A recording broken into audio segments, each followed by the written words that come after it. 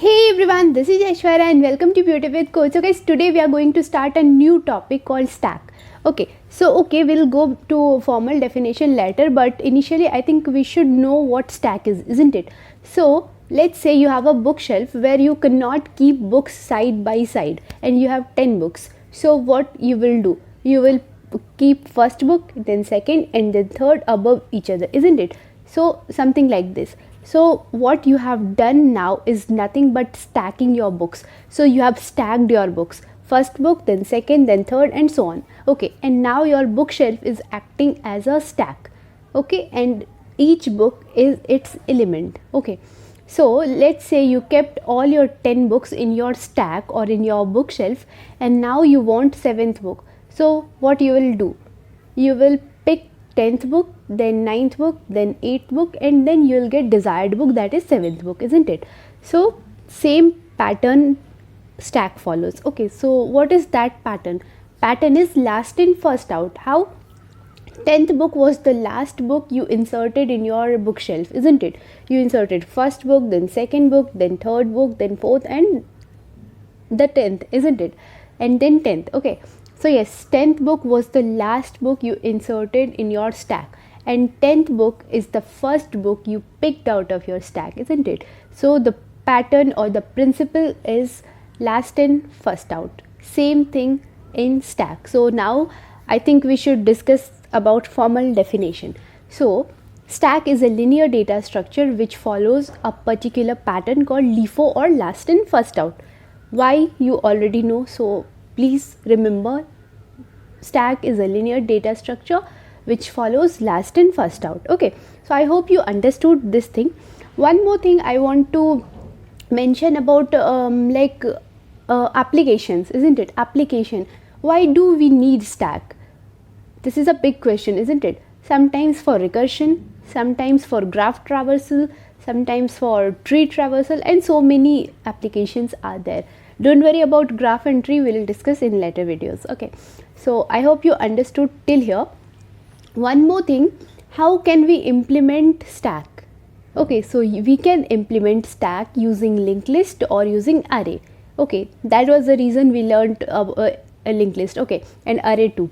Okay, so if you are not much familiar with the linked list or array, please go and watch linked list and array videos. Okay, in this playlist only. So yeah, so we can implement stack using linked list or using array. So there is some benefits of using array and of course limitations too. Same goes with linked list. Okay, so why do we need array or why do we use linked list? Okay, so I think first we should discuss about array. So yes, array is very good because it takes less time as well as memory. Okay, so implementation of stack using array is much faster than implementation of stack using linked list. So this is something we want, isn't it? Because in this fast paced world we want everything to be fast, isn't it? So yes, this is something which we want, and yes, array is helpful in that.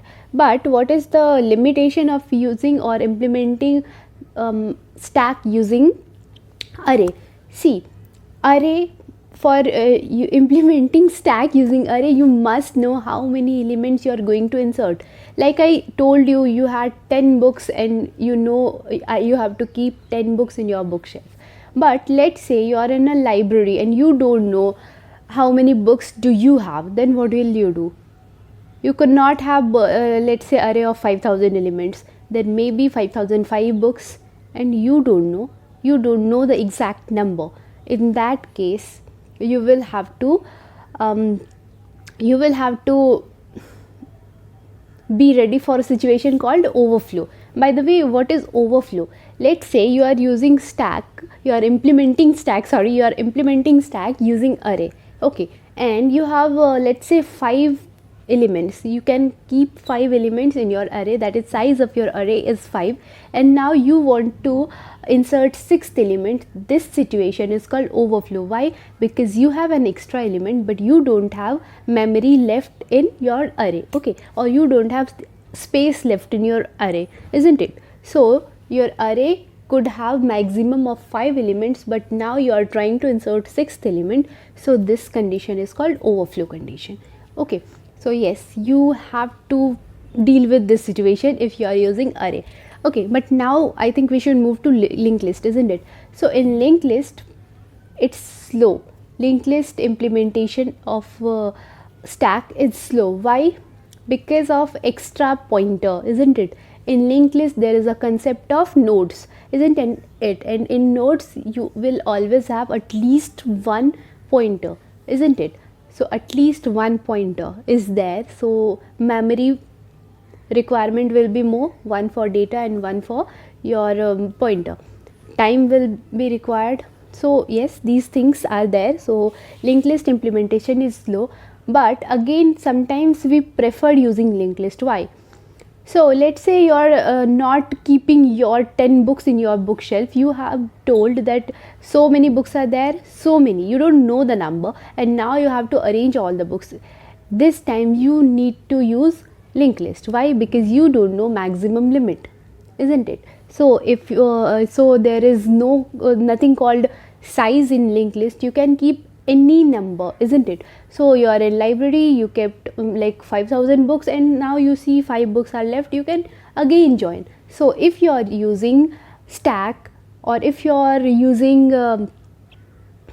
linked list to implement stack, then you don't have to face problem like overflow. Why? Because there is nothing called size when it comes to linked list.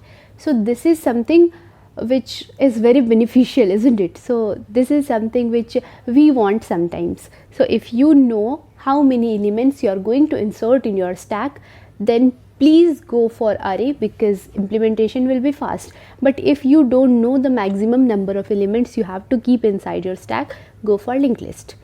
Yes, process will be slower, but you don't have to face overflow. So this is something we all want.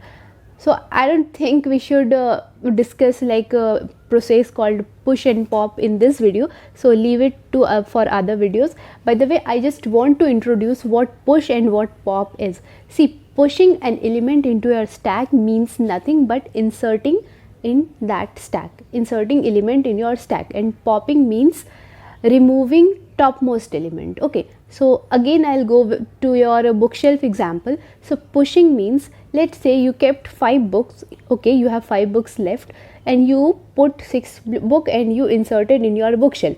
So this process is called push. Okay, and now you have 6 books in your stack, and you want to remove, or you want to pick any book, let's say 6th book. So 6th book, or not 6th book, let's say you want to remove 3rd book. Okay, so what you will have to do, you will first pick 6th book.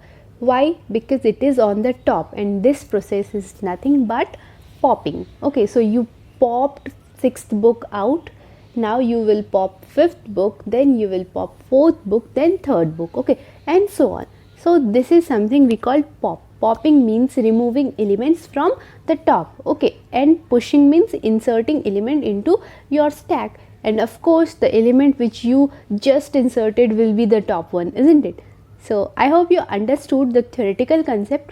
Okay, I'll try to explain everything in my next video. I'll try to show how can we implement stack using array as well as using linked list in next video. So bye bye, love you all.